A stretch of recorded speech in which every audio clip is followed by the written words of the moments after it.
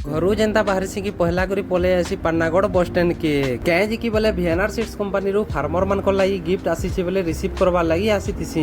हेले काଣା आसी तिसी जी घर के गला परे ओपन करले जना पड़वा घरू 3 बजे रू खरा खरा रू आसी तिसी तो सोच लागि जेतिसी न जेंता की ठंडा लेमु पानी टिकी पीसी तो पूरा मस्त लागसी